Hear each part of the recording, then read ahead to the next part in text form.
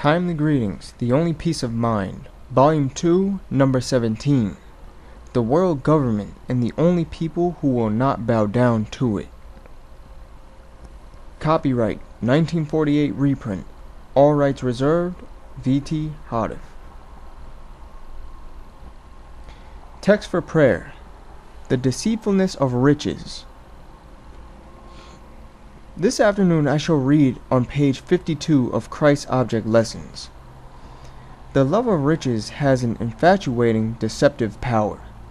Too often those who possess worldly treasure forget that it is God who gives them power to get wealth. They say, "My power and the might of mine hand have gotten me this wealth." Deuteronomy chapter 8 verse 17. Their riches, instead of awakening gratitude to God, lead to the exaltation of self. They lose the sense of their dependence upon God and their obligation to their fellow men. Instead of regarding wealth as a talent to be employed for the glory of God and the uplifting of humanity, they look upon it as a means of serving themselves. Instead of developing in man the attributes of God, riches thus used are developed in him the attributes of Satan. And the lust of other things. These are not necessarily things of sinful in themselves, but sometimes that is made first instead of the kingdom of God. Whatever attracts the mind from God, whatever draws the affections away from Christ, is an enemy to the soul. We should now pray for the realization that God is the one who gives us the opportunity to obtain our needs, and that He blesses some with riches for no other purpose than for the rich to serve Him in the person of humanity. In this reading, we are also commanded to pray that we shun serving self and learn to give God the credit for all our righteous acts, and to charge our sins against the devil. A world government and the only people who will not bow down to it. Text of address by V.T. Hadif, Minister of Davidian Seventh-day Adventist. Sabbath, December 6, 1947. Mount Carmel Chapel, Waco, Texas. Daniel chapter 7, Revelation chapter 13 and 17.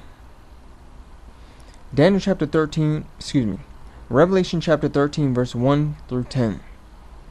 And I stood upon the sand of the sea, and saw a beast rise up out of the sea, having 7 heads and 10 horns, and upon his horns 10 crowns, and upon his heads the name of blasphemy. And the beast which I saw was like unto a leopard, and his feet were as the feet of a bear, and his mouth as the mouth of a lion. And the dragon gave him his power, and his seat, and great authority. And I saw one of his heads as it were wounded to death, and his deadly wound was healed, and all the world wondered after the beast. And they worshipped the dragon which gave power unto the beast, and they worshipped the beast, saying, Who is like unto the beast? Who is able to make war with him? And there was given unto him a mouth speaking great things and blasphemies, and power was given unto him to continue 42 months. And he opened his mouth in blasphemy against God, to blaspheme his name, and his tabernacle, and them that dwell in heaven. And it was given unto him to make war with the saints, and to overcome them. And power was given him over all kindreds, and tongues, and nations. And all that dwell upon the earth shall worship him, whose names are not written in the book of life of the Lamb slain from the foundation of the world. If any man have an ear, let him hear. He that leadeth into captivity shall go into captivity. He that killeth with the sword must be killed with the sword. Here is the patience and the faith of the saints. We have here read the description of one beast, but the remaining verses bring to our attention another beast. Revelation chapter 13 verse 11 through 14. And I beheld another beast coming up out of the earth, and he had 2 horns like a lamb, and he spake as a dragon. And he exercises all the power of the first beast before him, and causeth the earth and them which dwell therein to worship the first beast, whose deadly wound was healed. And he doth great wonders, so that he maketh fire come down from heaven on the earth in the sight of men. and deceiveth them that dwell on the earth by the means of those miracles which he had power to do in the sight of the beast, saying to them that dwell on the earth, that they should make an image to the beast, which had the wound by a sword, and did live. The second beast arises not from the sea, but from the earth, and he makes an image, a likeness of the first beast. That is, he revives the governmental principles of the first beast, the principles enforced before the first beast received his deadly wound. Revelation chapter 13, verse 15 through 18. And he had power to give life unto the image of the beast, that the image of the beast should both speak, and cause that as many as would not worship the image of the beast should be killed. And he causeth all, both small and great, rich and poor, free and bond, to receive a mark in their right hand or in their foreheads, and that no man might buy or sell, save he that had the mark, or the name of the beast, or the number of his name. Here is wisdom. Let him that hath understanding count the number of the beast, for it is the number of a man, and his number is 666. The Bible, we see, places the number 666 not on the first beast, the leopard-like, but on the second, the two-horned beast. For the description of the first beast ends in Revelation chapter 13, verse 10, and the description of the two-horned beast begins with Revelation chapter 13, verse 11, and ends with Revelation chapter 13, verse 18. An early denominational publication entitled A Word to the Little Flock, and issued by the founders of the denomination, also rightly places the number 666 on the two-horned beast. See page 19 of A Word to the Little Flock. The revelation being a complement, Acts of the Apostles, page 585, of the book of Daniel, it is necessary that we touch a little on Daniel, chapter 7 in particular. The little horn in the second phase of Daniel's fourth beast shows a rise of brutal, tyrannical power, a power against the people of God. The symbolization of John's leopard-like beast of chapter 13, which is the continuation of Daniel's fourth beast, tells what happens to that demon power. Daniel explains that his fourth beast symbolized 4 world empires, one following the other, and it has long been widely understood that they are Babylon, Medo-Persia, Grecia, and Rome.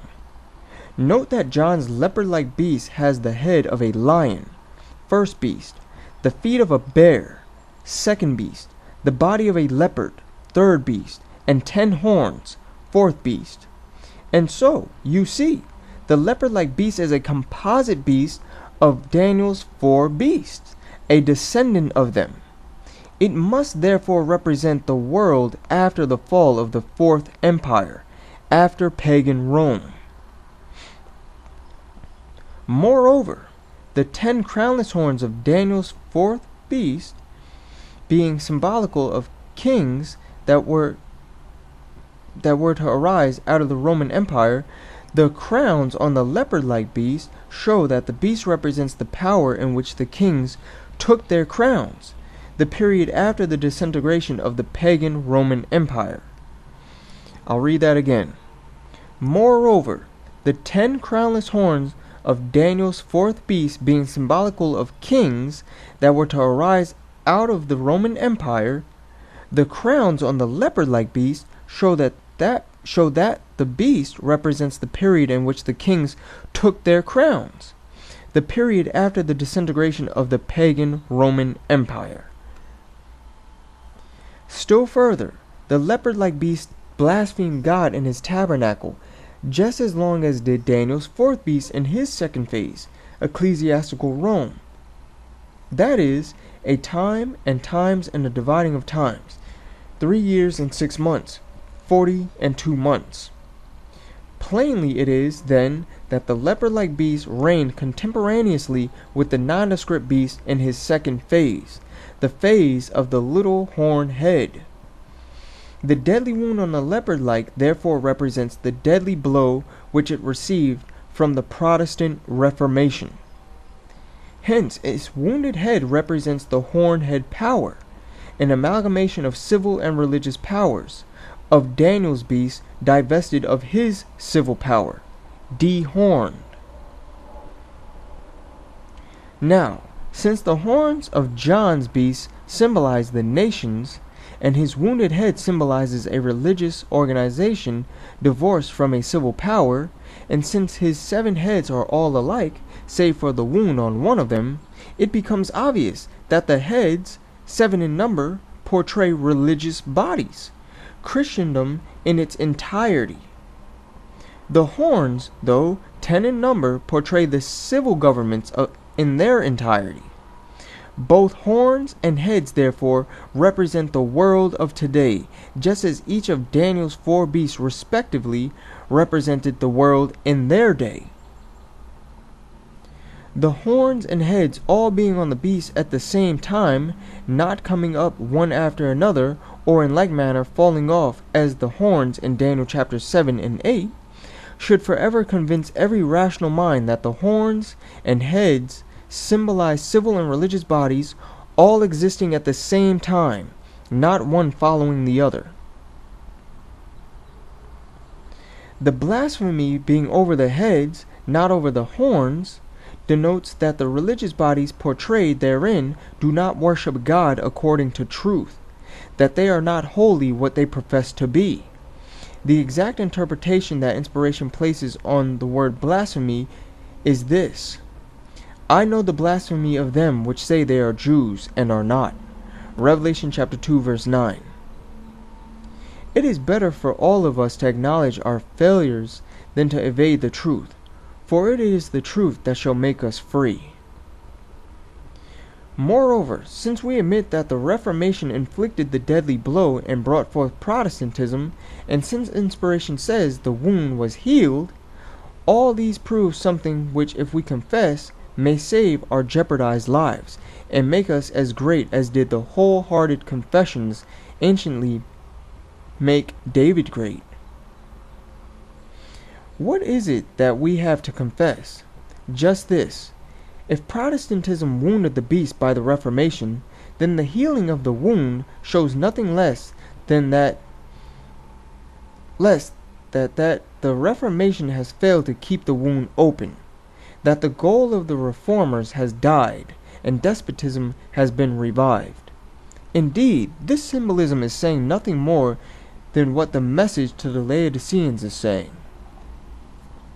Because thou sayest, I am rich, and increase with goods, and have need of nothing, and knowest not that thou art wretched, and miserable, and poor, and blind, and naked, I counsel thee to buy of me gold tried in the fire, that thou mayest be rich, and white raiment, that thou mayest be clothed, and that the shame of thy nakedness do not appear, and anoint thine eyes with eye salve, that thou mayest see. Revelation chapter 3 verse 17 and 18. For one to be in such a deplorable condition, and at the same time to contend that he has need of nothing, is indeed a blasphemy. Unlike the first beast, the second beast comes from the earth. The sea and the earth obviously point to 2 different locations. We know that the beast of Daniel 7 and the leopard-like of Revelation chapter 13, the beast that arose from the sea, all originated in the old country, the lands where humanity originated.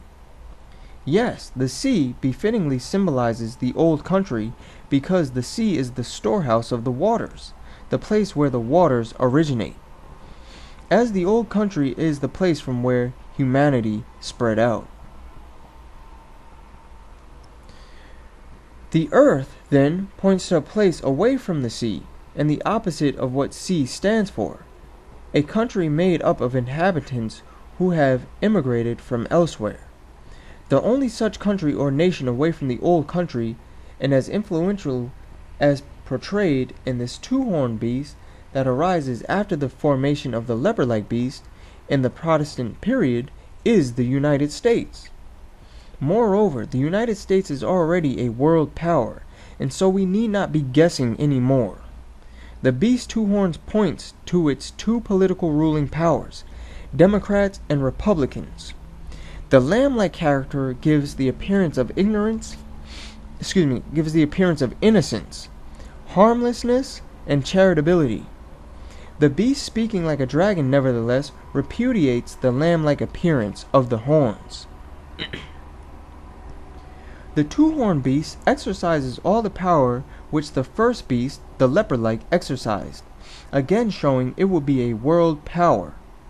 Indeed, it requires just such a power to compel all the inhabitants of the earth to worship as he commands, and to implement a likeness of a church and state government that is as outdated as are the Middle Ages themselves.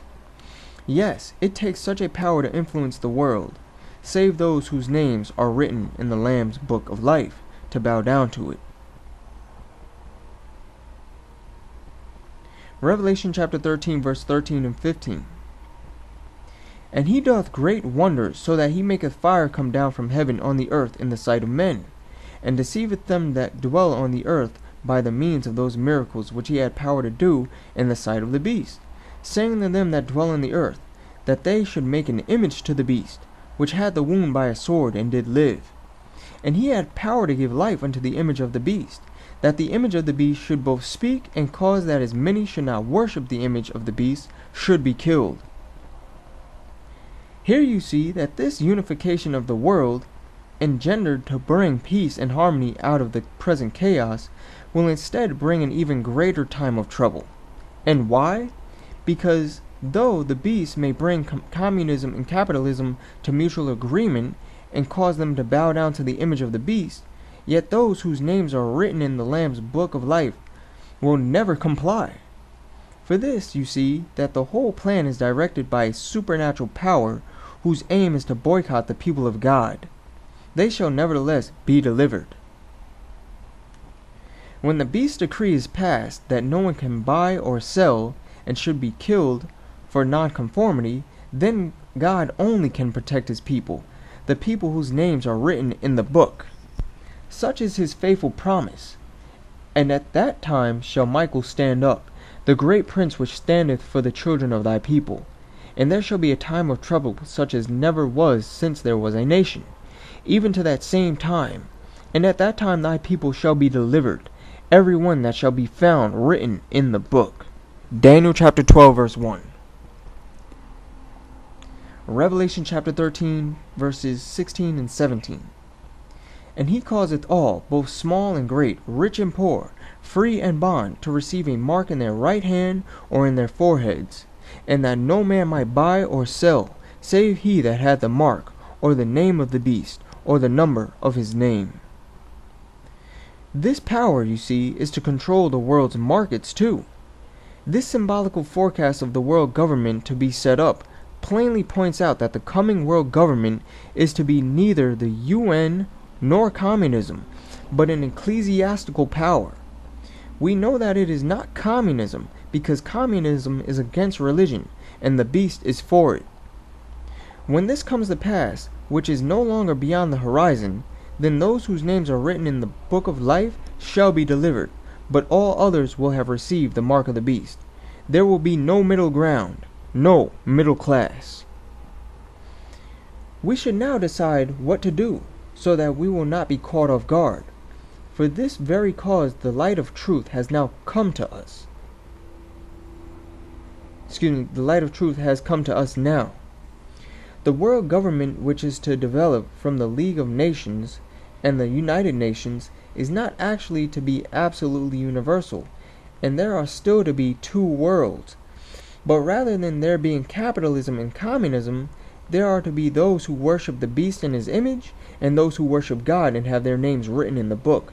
The latter are the only people who will not bow down to the future world government.